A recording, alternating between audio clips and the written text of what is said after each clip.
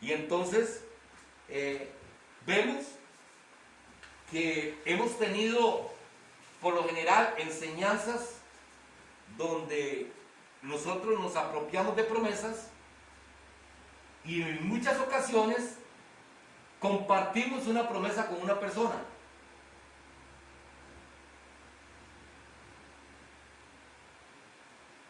Y buscando un poquito con respecto a este tema, porque el Señor me inquietaba a mí con esto y comenzamos a compartirlo, mi esposa y yo, con respecto a esta enseñanza cuando estábamos comenzando a formarla. Y en eso mi esposa se mete a buscar un poquito más por medio de YouTube y encontró precisamente esta parte que les voy a leer. Dios siempre cumple sus promesas y su fidelidad permanece para la eternidad. En la Biblia encontramos todo lo que quiere comunicar a la humanidad y también lo que nos ofrece. Sin embargo, no todas esas promesas se aplican para nosotros en este tiempo, pues muchas de ellas ya fueron cumplidas. La mala interpretación de la Biblia puede llevarnos a creer que somos merecedores de algo que en realidad nunca estuvo destinado a ser nuestro.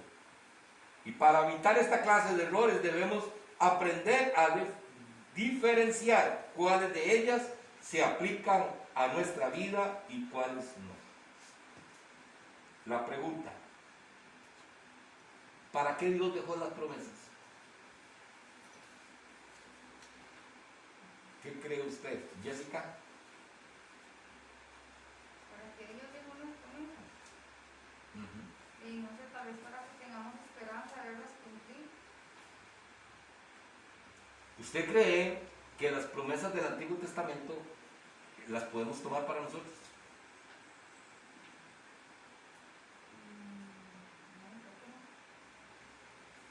Eso es más que todo para ponernos al día. Y quiero darle nada más vea la importancia de lo para qué Dios dejó las promesas.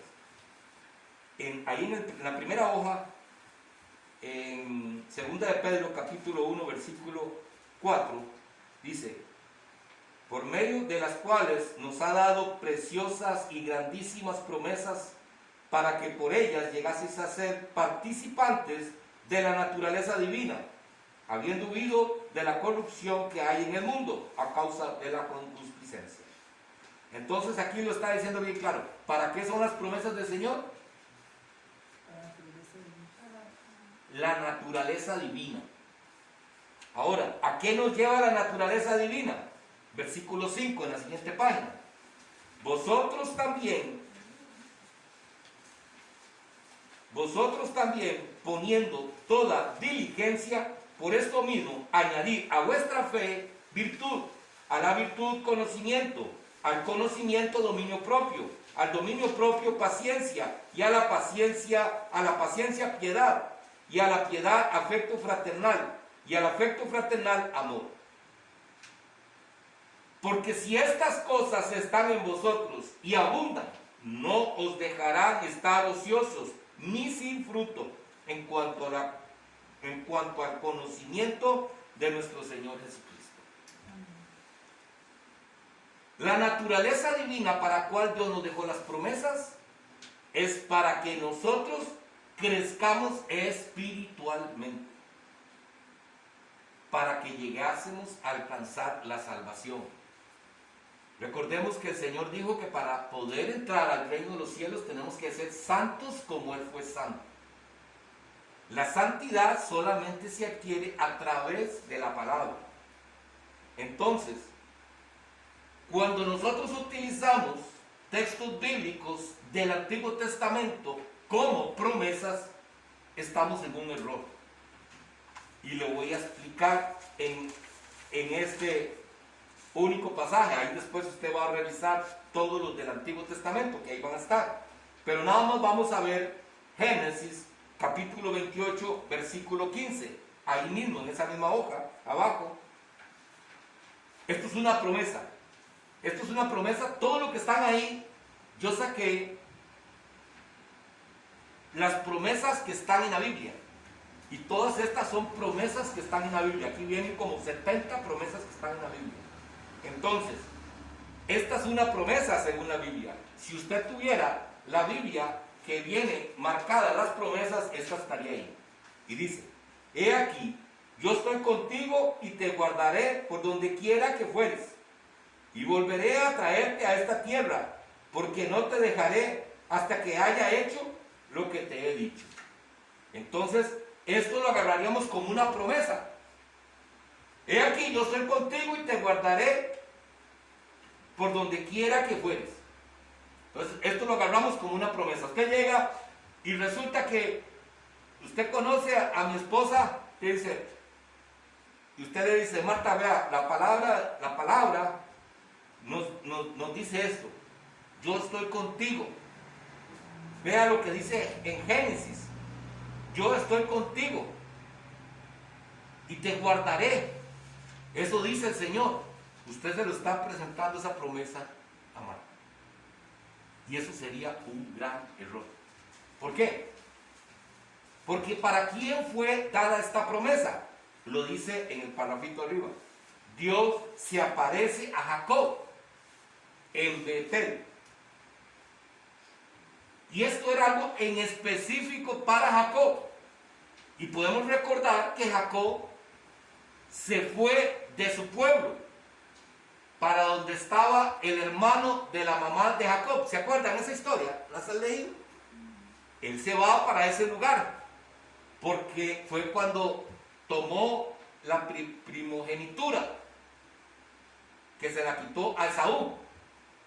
Entonces, él se fue para allá. Y entonces el Señor le dijo, porque el Señor tenía un propósito para Jacob. Era una promesa para él en específico. Y entonces el Señor le dijo a Jacob, he aquí, yo estoy contigo y te guardaré por donde quieras que fueres. Y volverás y volveré a traerte a esta tierra donde vivían ellos. El Señor le está diciendo a él, vaya, yo estoy contigo, yo te voy a traer. Porque no te dejaré hasta que haya hecho lo que te he dicho. Ya él tenía una dirección del Señor. Entonces, esta promesa ya fue cumplida. No es de nosotros. Y si ustedes comienzan a revisar todas las promesas del Antiguo Testamento, se van a dar cuenta que son promesas personales. A no ser de que nos vayamos a los Proverbios y a los Salmos, que ya hablan de Jesucristo. Pero de ahí en fuera, si vemos una promesa que está, si vemos una promesa, Malaquías, en el Antiguo Testamento, está en la página 8. Y esta ya la conocemos porque nosotros hemos hablado de esto. Traed todos los diezmos al alfolí y hay alimento en mi casa. Y probadme ahora en esto, dice Jehová de los ejércitos. Si no, os abriré las ventanas de los cielos y derramaré sobre vosotros bendición hasta que sobreabunde. Esto es lo que dice Malaquías capítulo 3 versículo 10. Entonces, nosotros aceptamos que los diezmos no nos pertenecen a nosotros. Nosotros no tenemos que diezmar. Eso sí lo aceptamos. Pero sí queremos el resto de las promesas. No es así. Si usted quiere tomar el resto de las promesas del Antiguo Testamento, usted tiene que cumplir la palabra completa. La ley, perdón. Tiene que cumplir la ley que está en el Antiguo Testamento. Aquí el Señor le está hablando al pueblo, específicamente le está hablando a los levitas, al pueblo de Israel. Tráigame los diezmos. Traed los diezmos. Porque ellos, el diezmo que era en ese tiempo un tributo, como hoy pagamos nosotros el impuesto de renta o pagamos en la municipalidad, por decirte algo, el impuesto territorial, eso es un tributo. Eso era lo que hacía el pueblo de Israel. Dime, ¿no? Pastor, que yo tengo muchas dudas. Dime. Pero muchas. Dígame. No, tengo más que todo. Una. Entonces, el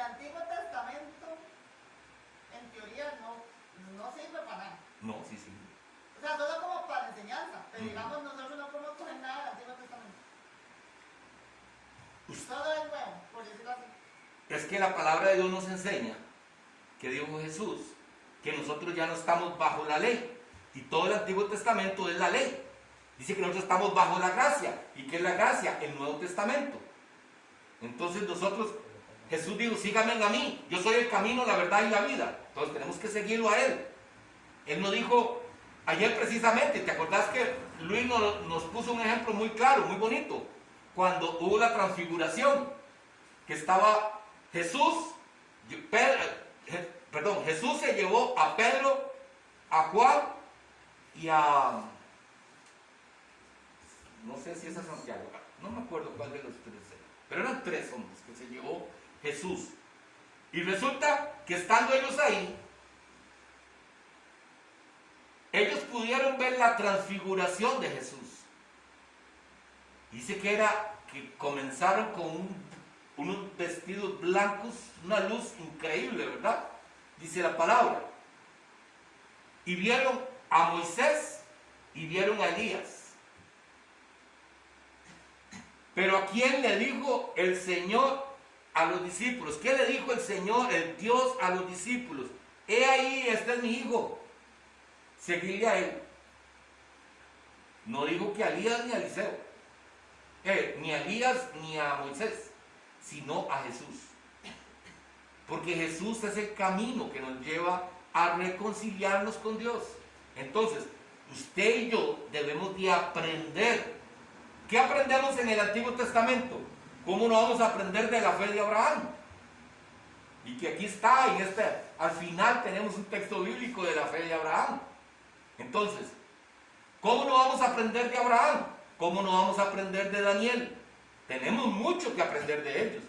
Pero nosotros no podemos agarrar literalmente lo que dice ahí como algo para nosotros. Y ahora, disculpe, y ahora que usted habla de la fe de Abraham, si uno tiene fe en una de esas promesas, ¿usted cree que no se cumpla porque yo tengo fe? Digamos, si yo vengo digamos, bueno, ya que hablamos del diezmo, ¿verdad? Que no se da el diezmo, pero si yo lo quiero dar, porque yo tengo fe de que ¿verdad? Yo suple todas mis necesidades y yo lo quiero dar de corazón. O sea, ¿usted cree que por medio de la fe no se dé la promesa? Es que, esto lo tengo para otro día, pero voy a leerles esto, nada más. Yo le voy a pedir a mi mamá que me lo lea. Esto lo tengo para otro día, pero vamos para que ustedes vean qué es la fe. ¿Qué es lo que quiere decir la fe? Es que el problema de nosotros es que la fe la hemos agarrado para alcanzar cosas. La fe la hemos usado para nuestro beneficio. Pero aquí en 2 de Corintios capítulo 4, 2 de Corintios capítulo 4, versículo 7. Vea lo que dice Pablo y el texto bíblico dice, viviendo por la fe. Viviendo por la fe. Pero tenemos este tesoro en vasos de barro, para que la excelencia del poder sea de Dios y no de nosotros. Estamos atribulados en todo, mas no angustiados, en apuros, mas no desesperados, perseguidos, mas no desamparados, derribados, pero no destruidos, llevando en el cuerpo siempre por todas partes la muerte de Jesús, para que también la vida de Jesús se manifieste en nuestros cuerpos. Porque nosotros que vivimos siempre estamos entregados a muerte por causa de Jesús, para que también la vida de Jesús se manifieste en nuestra carne mortal. De manera que la muerte actúa en nosotros y vosotros en la vida, pero teniendo el mismo espíritu de fe, conforme a lo que está escrito. Creí, por lo cual hablé. Nosotros también creemos, por lo cual también hablamos, sabiendo que el que resucitó al Señor Jesús, a nosotros también nos resucitará con Jesús y nos presentará juntamente con vosotros. Porque todas estas cosas padecemos por amor a vosotros, para que abundando la gracia por medio de muchos, la acción de gracias sobreabunde para gloria de Dios. Por tanto, no desmayemos, antes, aunque nuestro hombre interior se esté desgastando, el interior no obstante se renueva día a día. Porque esta leve tribulación momentánea produce en nosotros cada vez un excelente y eterno peso de gloria. No mirando a nosotros los ojos que se ven, con los ojos que, no mirando a nosotros las cosas que se ven, sino las que no se ven, pues las cosas que se ven son temporales, pero las que no se ven son eternas. Podemos ver qué es lo que nos está hablando aquí. ¿Para qué la fe? Viviendo por la fe. La fe es que lo que Dios permita en nosotros, aquí Pablo está diciendo, vea qué interesante. Él dice, porque esta leve tribulación momentánea produce en nosotros un cada vez más excelente y eterno peso de gloria. No mirando nosotros las cosas que se ven. ¿Qué es lo que se ve? El cuerpo. ¿Qué es lo que se está deteriorando en ellos? El cuerpo. Dice, sino las que no se ven, pues las cosas que se ven son temporales. ¿Qué es temporal? El cuerpo. Pero las que no se ven son eternas. Entonces, ¿qué es lo que nos quiere decir esta palabra? La palabra lo que nos quiere enseñar a nosotros es que la fe que nosotros tenemos que tener es que lo que Jesucristo haga en nuestra vida y permita es para nuestro bien. Y que vamos a salir adelante. ¿Por qué? Porque aquí lo dice. Porque todas estas cosas padecemos por amor a vosotros, para que abundando la gracia por medio de muchos, la acción de gracias sobreabunde por la gloria de Dios. Porque todo lo que ellos hacen es para la gloria de Dios. Lo que nosotros tenemos que hacer es para la gloria de Dios. Por eso, cuando nosotros vemos aquí, usted va a dar el diezmo, del diezmo simple y sencillamente por agradecimiento. Porque si no, nosotros estaríamos no cuestionando, estaríamos, ¿cómo se dice? ¿Cuál es la palabra? Como cambiando, como intercambiando una cosa por otra. Sí, nosotros damos el diezmo, yo te doy el diezmo, Señor, pero tú me bendices. Y no es así. Nosotros tenemos que darlo por gracia, porque la palabra de Dios nos dice que si usted tiene el pan y tiene el vestido, con eso dé gracias. Eso es suficiente, dice la palabra. Porque usted lo que necesita es de Él. Ahora, podemos ver aquí, y vamos a verlo, en estas promesas del Antiguo Testamento, como le digo, eran específicamente para ciertas personas, para cumplir un propósito. ¿Cuál era el propósito del diezmo en ese tiempo? Ya ustedes lo saben, ¿verdad? Que era para poder mantener a los levitas y dar a los huérfanos y dar a las viudas y dar al extranjero. Para eso era el diezmo. Ya eso lo conocemos. Entonces había un propósito en eso. Cuando vemos esto de Jacob, había un propósito. Y así podríamos ver muchos de los textos bíblicos que están aquí en el Antiguo Testamento. Pero cuando nosotros nos vamos al Nuevo Testamento, que es donde ya nos toca a nosotros, esta es la parte que nos toca, porque nosotros vivimos bajo la gracia, no bajo la ley. Porque resulta que porque usted diezme no se va a salvar.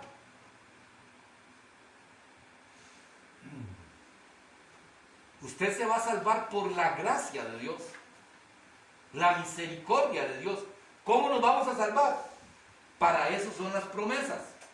Y es por eso que tenemos que ponerle muchísima atención a lo que sí nos promete en el Nuevo Testamento, estas promesas que sí nos corresponden a nosotros.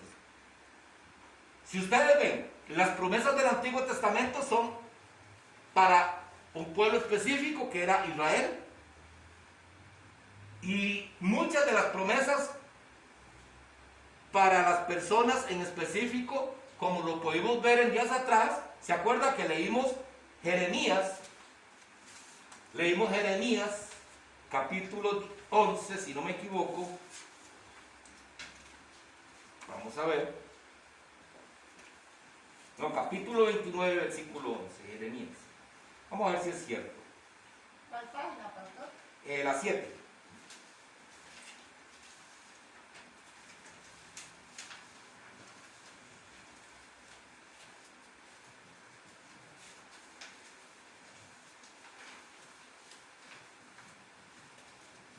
Jeremías 23, 14, ¿no?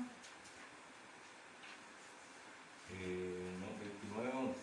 ¿Qué parece? Ya le dices.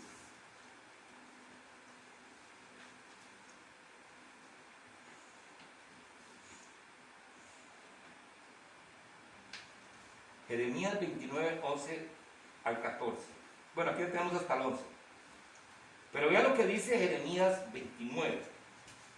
Porque sé muy bien lo que tengo en mente para ustedes, afirma Jehová. Quiero que tengan paz, no calamidad. Quiero darles un futuro y una esperanza. Ustedes me llamarán, acudirán a mí en oración y yo los escucharé. Ustedes me buscarán y me encontrarán, porque me buscarán con todo el corazón. Esto es una promesa en Jeremías capítulo 29, 11 al 14. Ahora, ¿qué dice Jeremías? Si buscamos Jeremías 29 al 11 y nos vamos a donde empieza el capítulo de Jeremías 29 y vemos el texto. Por eso es que se dice, no podemos sacar un texto del contexto, ¿verdad? Entonces, ¿qué dice la parte de arriba de Jeremías? Carta de Jeremías a los cautivos. Y vea lo que dice. Estas son las palabras de la carta que el profeta Jeremías envió a Jerusalén. Envió de Jerusalén a los ancianos que habían quedado de los que fueron transportados, y a los sacerdotes y profetas y a todo el pueblo que Nabucodonosor llevó cautivo de Jerusalén a Babilonia. ¿Para quién fue esta promesa? Para los cautivos. Para los sacerdotes que fueron cautivos. Entonces, vea, ellos fueron cautivos. El rey Nabucodonosor los atrapó y se los llevó. Entonces dice el Señor,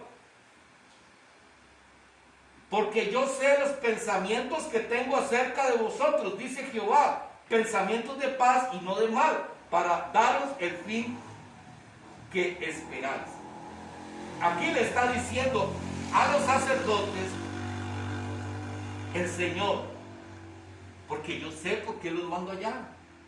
Igual que pasó con Josué, lo vendieron, pero el Señor tenía un propósito. ¿Recuerda cuando hablamos que las cosas secretas de Dios? Ellos no podían saber esto. Estaban pasando por una tribulación, pero Dios sí sabía cuál era el fin, había un propósito. Entonces Dios les dio esta promesa a ellos. Entonces, esta promesa, ¿qué quiere decir? Ya se cumplió. Ya se cumplió porque ya ellos salieron del cautiverio de Nabucodonosor. Para esto fue esta promesa. Por eso le digo, vayamos ahora a las que nos corresponden a nosotros. Pastor, Dime. una pregunta, disculpe. Sí. Pero no lo podemos tomar como en nuestras oraciones. Digamos, como cuando uno está hablando que, por tal vez decir, Señor, como tú le dijiste a Jacob, que si así tú estabas con él y lo guardarías, así estarías conmigo y me guardarías. Vea lo que dice las promesas del Nuevo Testamento. Nosotros podemos utilizar esto para aprender de todo esto, porque ¿qué nos lleva a esto? Bueno, ¿a qué nos lleva el ver nosotros las promesas que el Señor les hizo a estos hombres o a estas personas? A que ellos vivían para Dios, ¿Ya? Dios les hizo estas promesas a ellos, pero ellos vivían para el Señor. Entonces, vamos a aprender de esta promesa, de cómo Dios a ellos los protegía. ¿Por qué? Porque ellos vivían para Dios. Porque sus vidas eran para Dios. Porque vea lo que viene para nosotros. Por eso les digo, podemos aprender de ahí, pero no podemos tomar algo de ahí para ponerlo para nosotros. Porque tenemos mucho que Él nos dio para nosotros. Ya, usted no tiene que aprender. Usted no tiene que hacer lo que Jacob hizo. Usted tiene que hacer lo que Jesús dijo que debemos hacer. Porque vea lo que dice la palabra. Veamos Mateo, capítulo 11, versículo 28 al 30.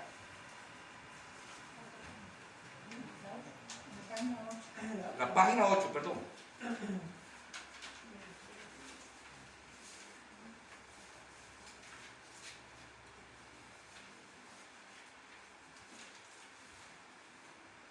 Dice Mateo, Mateo capítulo 11. Venid a mí todos los que estáis trabajados y cargados, y yo os haré descansar.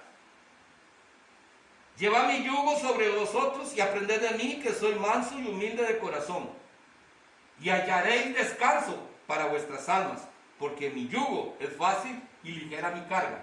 Aquí hay una promesa. ¿A dónde está la promesa? ¿A dónde está la promesa del Señor? Y hallaréis descanso para vuestras almas, ¿verdad? Ahí es donde está la promesa del Señor. Ahora, ¿qué tenemos que hacer nosotros para poder alcanzar esta promesa? No es para todos. ¿Por qué? Venid a mí todos los que estáis trabajados y cargados, y yo os haré descansar. Esto es para todos. Vayan todos los que están cargados y cansados. Ahora, llevad mi yugo sobre vosotros y aprended de mí, que soy manso y humilde de corazón. Llevamos todo el yugo del Señor. ¿Qué es el yugo del Señor? Vivir su palabra, conforme a su palabra, y ser mansos y humildes como Él es. Entonces, todos podemos venir, pero ¿todos queremos agarrar el yugo del Señor? No todos, porque muchos queremos seguir viviendo como queremos. Entonces, esta promesa no es para esta persona, porque aquí lo dice bien claro. Llevad a mí mi yugo sobre vosotros y aprended de mí, que soy manso y humilde de corazón, y hallaréis descanso para vuestras almas, porque mi yugo es fácil y ligera es mi carga. Esta es la promesa, que si nosotros estamos con Él, que si nosotros hacemos lo que Él nos dice, entonces nuestra carga va a ser fácil, porque si nosotros aprendemos de Él, si nosotros llevamos el yugo, que es la palabra, si nosotros vivimos conforme a la palabra, usted va a pasar situaciones difíciles, pero se le va a hacer ligera la carga, porque Él está con usted. Esta es la promesa que Dios nos da, y podemos seguir viendo. Veamos Mateo capítulo 28, versículos 19 y 20. Y nosotros vamos a notar que todas estas promesas no son de beneficio personal en cuestión de cosas de este mundo. Entonces, porque vean, por tanto, id y hacer discípulos a todas las naciones, bautizándolos en el nombre del Padre, del Hijo y del Espíritu Santo, enseñándoles que guarden todas las cosas que os he mandado. Y he aquí, yo estoy con vosotros todos los días hasta el fin del mundo. ¿A quiénes? ¿Con quiénes va a estar Él hasta el fin del mundo? A los que guardan la palabra. A los que guardan la palabra. Pero aquí no le está hablando a los discípulos. ¿Ah? Aquí no le está hablando a los discípulos. Y hacer discípulos a todas las naciones. Pero Pero aquí no le está hablando a los discípulos. no, a todos. Porque ¿a quién le dio la comisión Dios de llevar el Evangelio? ¿Y usted qué es? Usted es un discípulo. ¿Qué es un discípulo? ¿Se acuerdan qué es un discípulo? Un discípulo es aquel que toma a alguien como un maestro. Y usted aceptó tomar a Jesús como su maestro. Usted es un discípulo, usted es un alumno. Él es el maestro y usted es el alumno. Entonces usted es su discípulo y usted va a hacer lo que él dice. Entonces, por eso lo acabamos de leer ahora en Corintios 11 cuando recibimos la cena. Que todos los que comamos y bebamos del cuerpo y la sangre de Cristo, anunciar la muerte del Señor Jesús hasta que Él venga. ¿A quiénes? Todos. Usted tiene que predicar el Evangelio. ¿Y cómo predicamos el Evangelio? Con nuestro testimonio. La mayoría de veces, muchas veces tenemos que hablar. Por eso es que tenemos que prepararnos, por eso es que tenemos que buscar el conocimiento de la palabra. Y entonces, aquí dice, enseñándoles que guarden todas las cosas que yo les he mandado. Y aquí, es ahí donde viene la promesa, y he aquí, yo estoy con vosotros todos los días hasta el fin del mundo. Aquí está la promesa. Pero podemos ver cómo cambia la promesa. ¿Cómo cambia la promesa del Antiguo Testamento al Nuevo Testamento? Es una promesa distinta, porque vean, vamos a seguir leyendo. Y vamos a ver aquí Lucas capítulo 6, versículo 38, en la siguiente página. La 9. ¿Sí? La 9. Y yo quiero llegar a esta enseñanza, porque yo sé que más de uno de nosotros la ha interpretado también mal. Porque nos quedamos, es que, ¿sabe cuál es el problema? Es que nos quedamos con la estrofita esta, nada más. Y no buscamos qué es lo que el Señor nos quiere decir. Y vamos a leer, dice el versículo 38. Dad y se os dará medida buena, apretada, remecida y rebosando, darán en vuestro regazo.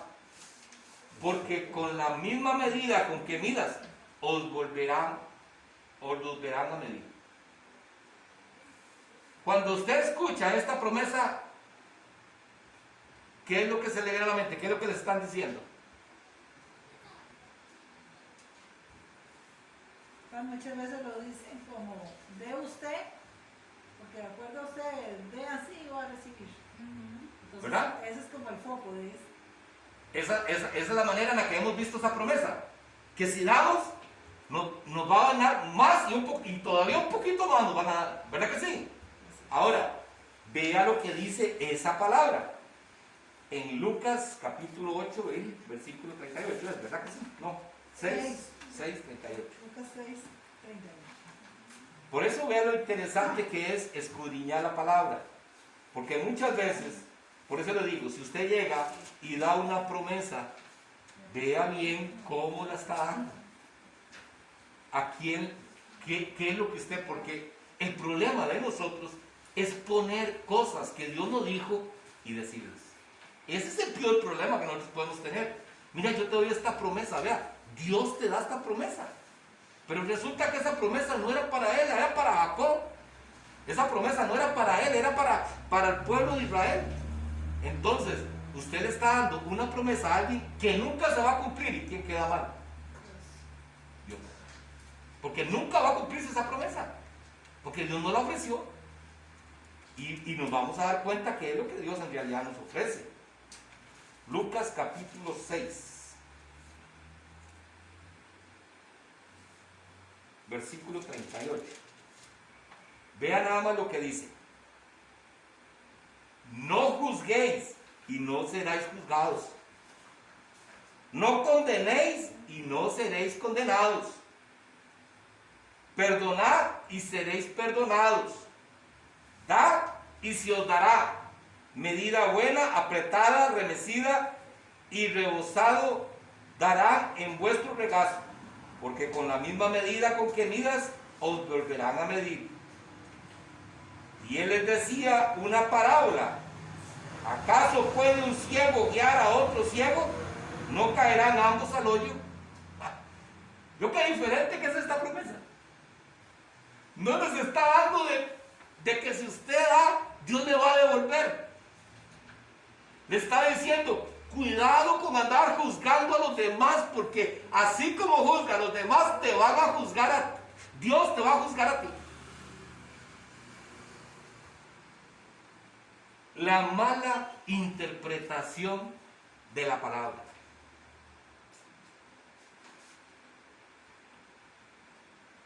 Porque nos volvemos, como dijo doña Cristina, muy románticos.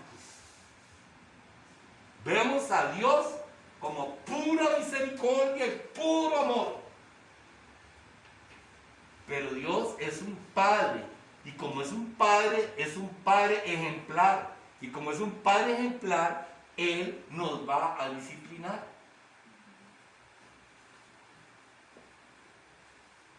Podemos ver algo similar con lo que está pasando con los Juegos Olímpicos.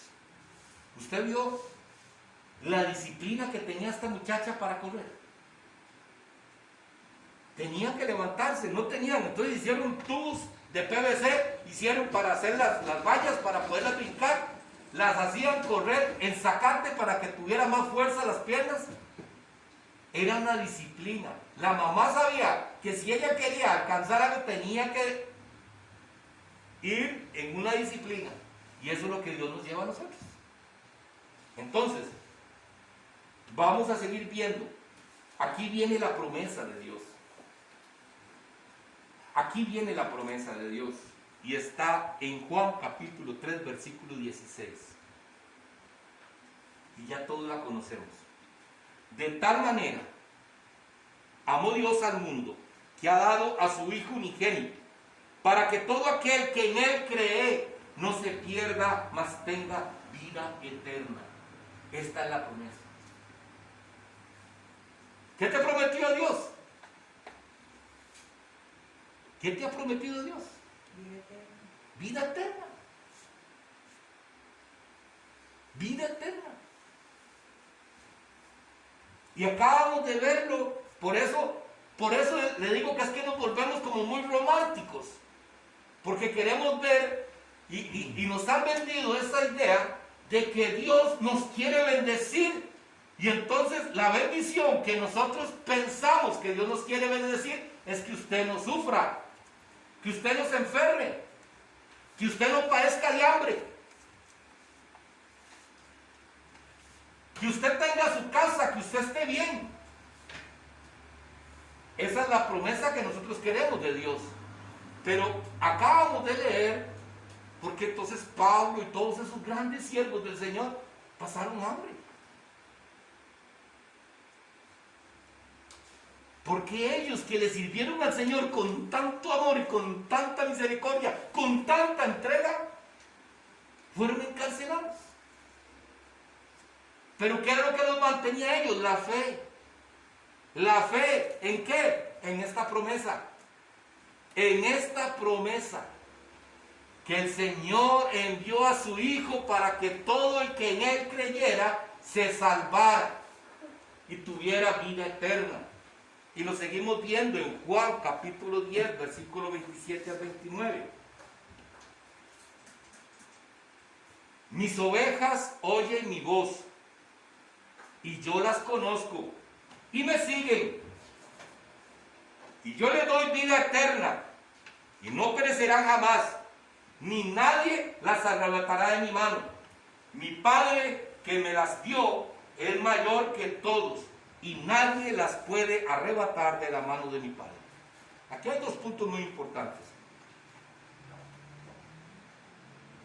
¿A quién le da vida eterna? ¿A quién le va a dar vida eterna según lo que dice este versículo?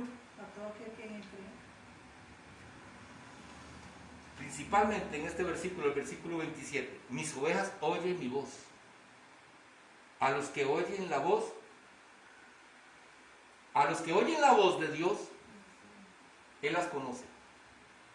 Porque si nosotros podemos estar aquí, pero no oímos la voz de Dios, Él nos conoce.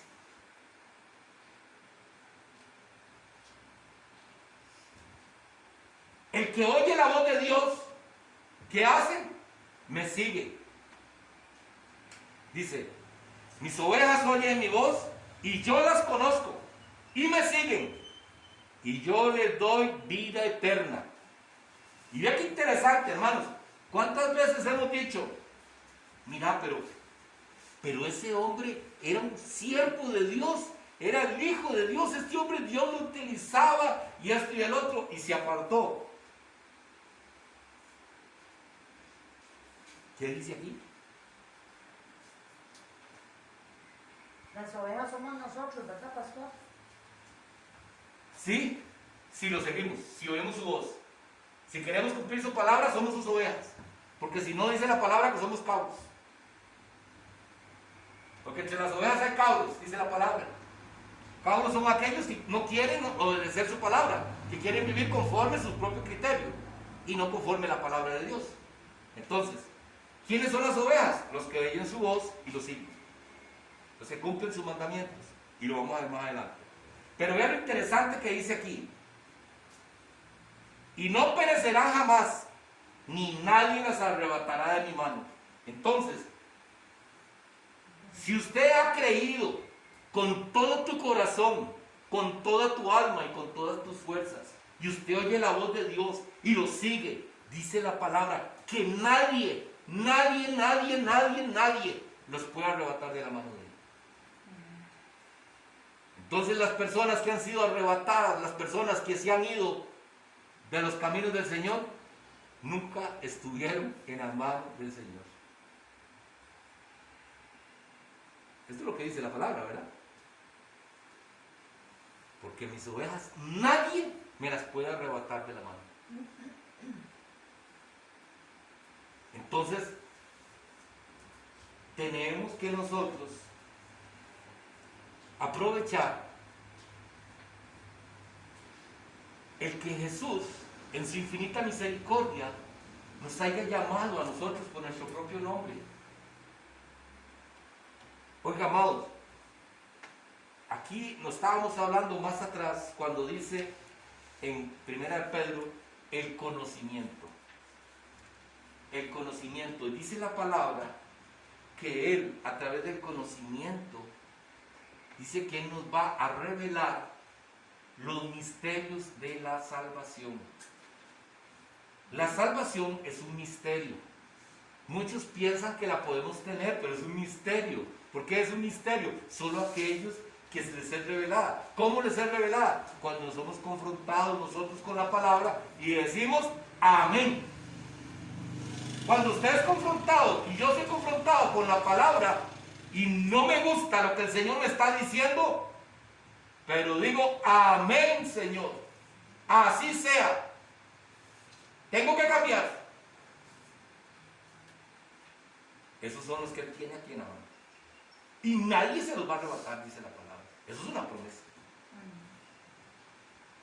Y vea, seguimos diciendo en Juan capítulo 11, versículo 25. Le dijo Jesús: yo soy la resurrección y la vida. El que cree en mí, aunque esté muerto, vivirá. Podemos estar llenos de pecado, hermanos. Pero si hay arrepentimiento en nosotros y creemos que Jesús murió en esa cruz para reconciliarnos con el Señor, Él nos va a dar vida. Amén. Esa es la promesa de Dios. No importa tu condición, no importa tu condición. Si hay arrepentimiento en nuestro corazón, hay vida para nosotros. Esto es lo que nos está dando el Señor. Juan, capítulo 12, versículo 26.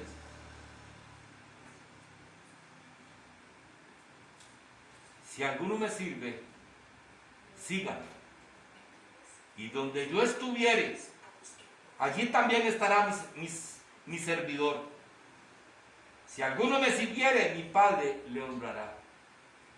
¿A dónde tenemos que estar? En que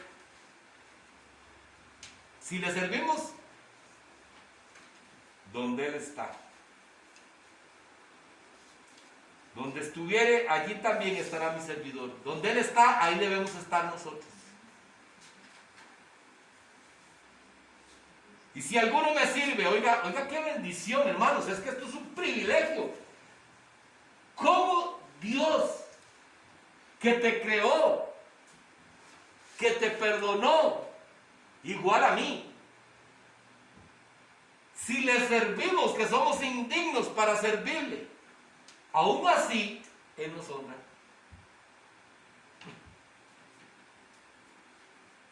Solo Él puede hacerlo. Entonces, podemos ver, hermanos,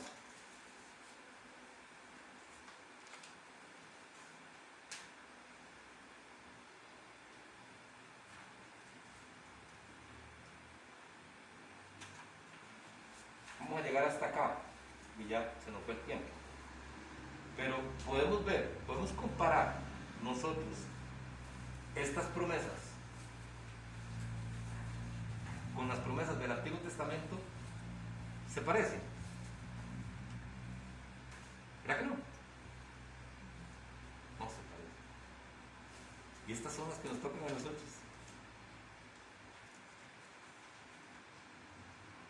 Y lo mejor de todo, que a Josué le dijo: esfuérzate y sé valiente.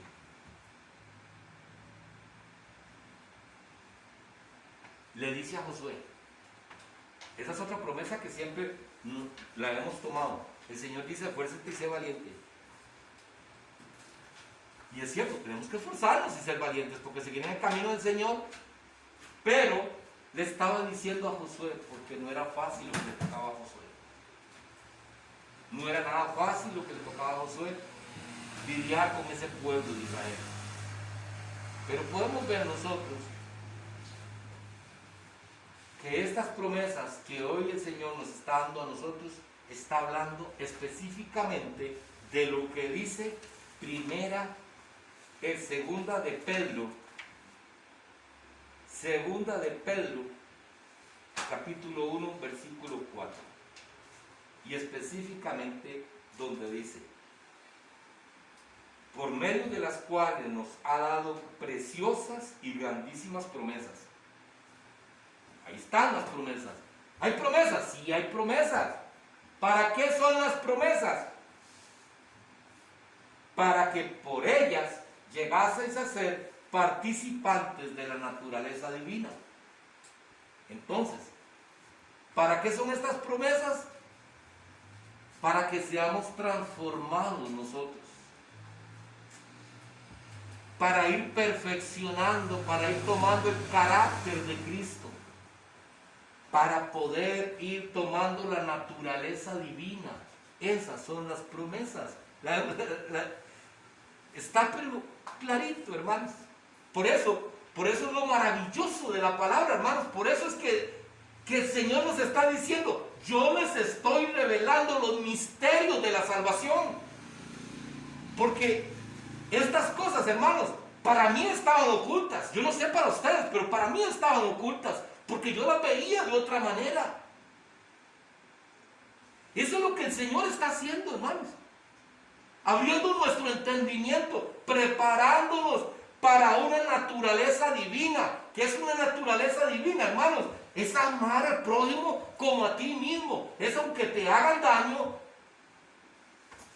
Señor, no hay ningún problema. Porque si yo amo al prójimo como a mí mismo, yo no me haría daño. Yo no me agarraría y con toda mi fuerza me daría un bombazo por la cara, ¿verdad? Porque sería hacerme daño a mí mismo. Entonces, ¿por qué se lo voy a hacer al otro? A esto es lo que nos lleva la palabra. Esta es la promesa de la palabra. Por eso es lo maravilloso. Lo maravilloso que Dios nos está dando, hermanos. No somos dignos de que esto suceda para nosotros.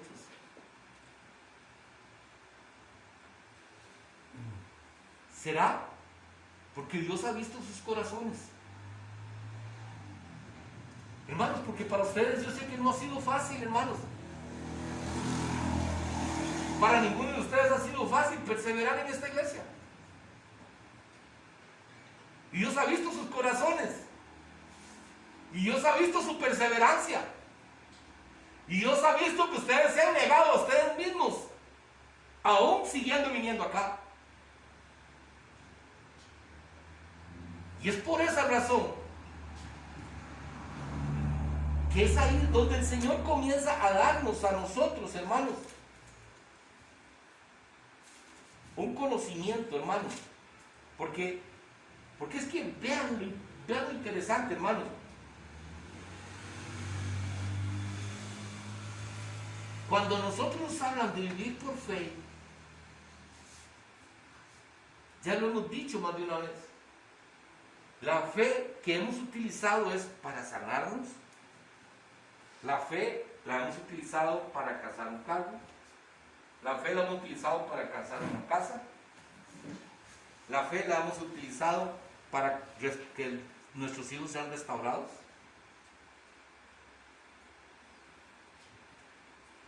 Pero hemos utilizado la fe para sufrir.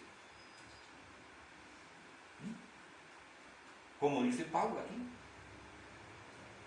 que estamos atribulados en todo, mas no angustiados, en apuros, mas no desesperados, perseguidos, mas no desamparados, derribados, pero no destruidos. Esa es la fe. Eso es vivir por fe. La fe es decirle, Señor, no importa lo que yo esté pasando, Señor, pero gracias, Padre. Gracias, Señor, gracias. Gracias, porque no soy digno de que tú hayas puesto mi mirada aquí. ¿Por qué? Porque ¿qué es lo que nos termina diciendo en esta enseñanza de Corintios? No mirando nosotros las cosas que se ven.